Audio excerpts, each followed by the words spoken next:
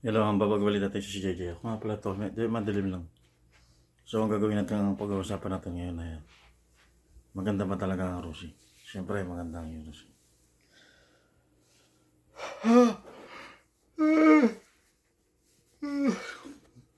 Kung gusto nyo magtipid, sige, magtipid na kayo. Pag-uusapan natin ngayon na yung rusi. Maganda ba ang rusi motorcycle? Siyempre, maganda talaga. Kasi kung nagtitipid kayo,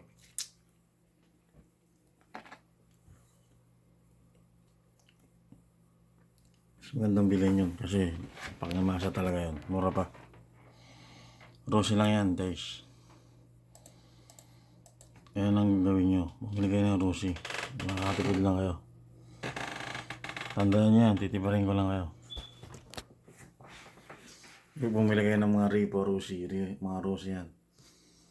Para ano, ang importante lang kasi sa motor, umaandar, tsaka alagaan nyo lang. Alagaan nyo yung motor nyo para hindi nasisira. Yung mga pinapaganda, di ba? Yan ang motorcycle. Dapat galingan nyo rin. Galingan nyo pag customize ng mga motor, ng scooter. Maganda yung scooter, grabe. Mabilis din. Kahit yung 125cc, ang bilis oh. Lala kung nasa city ka, mas maganda yun, nasa city ka.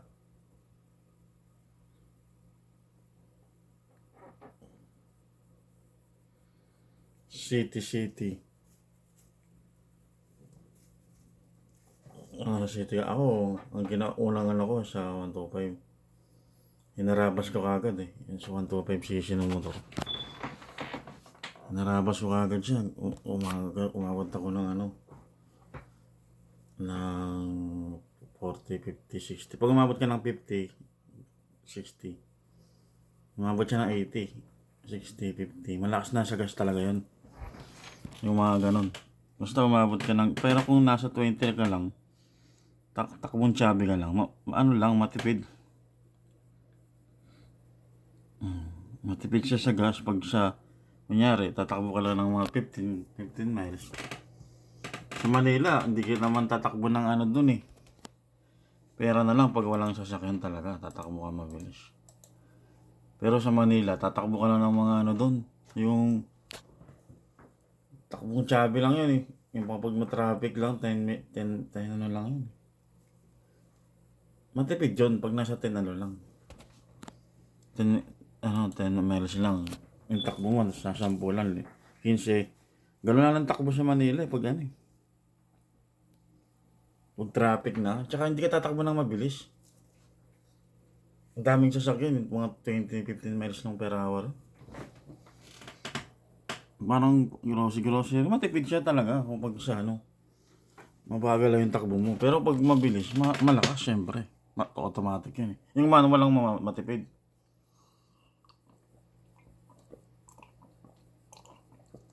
Matipid din yung manual.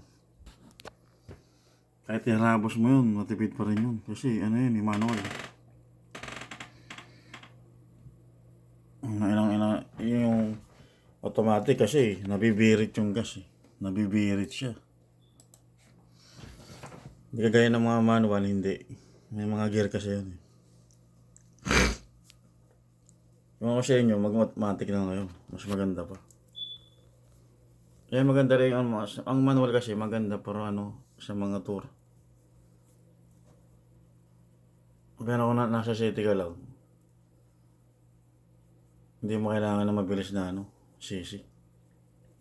125cc pwede na eh. 150cc, ganun. 250cc, malakas na yun. Malakas na yung 250cc, grabe. Kala ko mahina eh. Kala ko yung 125 mahina. Mahina kung sa diba, sa mga touring. Pero kung sa mga city lang, malakas. Yung rusi yan. Alam nyo, huwag kayong bibili ng At saka mahal, pag brand new, mahal talaga. Mga may tatak. Ganon din yun, nasisira din yung mga yung pyesa. Sa mga GY6 lang, maganda. Mga China bike. Maraming pyesa. Kahit anong pyesa lagay mo, pwede. Siya, tama lang yung pyesa. Kaya kung sa inyo, mag-rusi na lang kayo guys. Sabihin ko sa inyo, napakaganda. Gumaganto-ganto lang ako eh. Oh, di ba? Nandito lang ako. Di ba? Pinag-uusapan natin yung rusi ngayon. Yung rusi lang ang pinag-uusapan natin kung paano kayo tumipid. May mga ripo pa nga. Ang ganda. Pinapaganda pa nila. Pinapa-customize. Galing. Basta umaandar, ay maganda. Pag hindi na umaandar, di na maganda yun. Maganda rin yung rusi na yun, mga brand nila. May level up na rin sila eh, mga ganda. May mga bago pa sila, di ba? Ilalabas.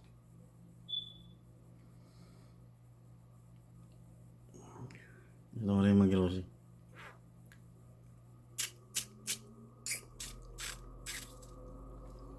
Ganyan lang tayo guys ha. Sabihin ko sa inyo, miss ko kayo. At saka bumili kayo ng mga gandang rus. Ang gandang rus yan. Kahit saan. Mas mura nga yan eh, pati ripo. Bumili ka ng ripo. Kahit may tatak. Nakakamura ka pa. Murang motor lang to guys, pinag-uusapan natin. Para hindi kayo para masarapan kayo. Alam nyo naman ako, di ba?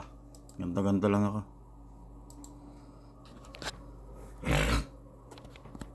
Paganda-ganto lang by Jay.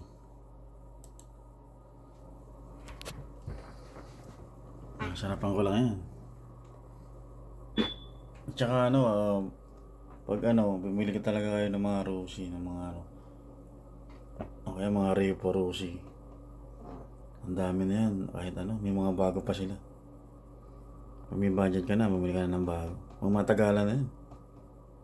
Lagyan mo lang yung change oil, tsaka yung grasa. Nalagyan na ng grasa yun. Oil filter, spark plug. Lagyan mo lagi ng bagong spark plug. Maganda takbo nun. Nasa 3,000 miles, lagyan mo na. Palitan mo na ng grasa. Change oil mo, 1,000 miles. Grasa, spark plug. O 3,000 miles na. Tsaka yung air filter. Basta yung mga board, yung mga torque na. Basta mo. Lagi mo check yung brake pad. Tsaka yung gulong. Gulong yan eh. Mga palitan dyan. Gulong. Gulong dyan sigurado. Pati brake pad. Tsaka yung brake fluid. Yan. Mga ganon. Mura talaga ang rusi guys. Sasabihin ko sa inyo guys. Nasarapan ko lang kayo. Alam nyo naman, masarap ako.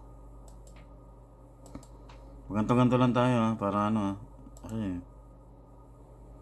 hindi kayo nasasarapan eh.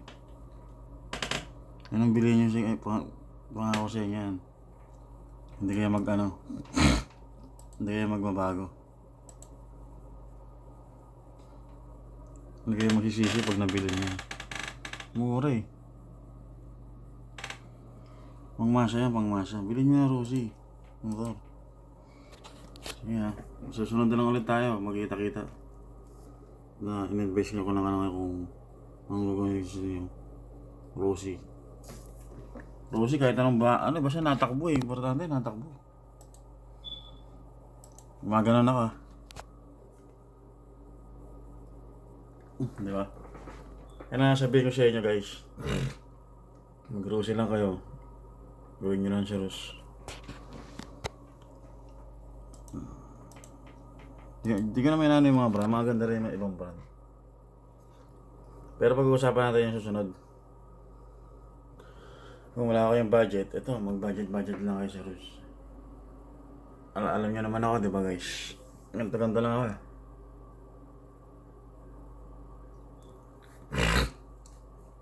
Sige. Ako bahala sa inyo. Tandaan niyo, ako lang pinakamalupit. Sa'yo dumikit. Pinakamalupit. Sa'yo dumikit. Diba? Bakit lang ako? Tsaka tumulong kayo sa mga kababayan natin. Narusi talaga.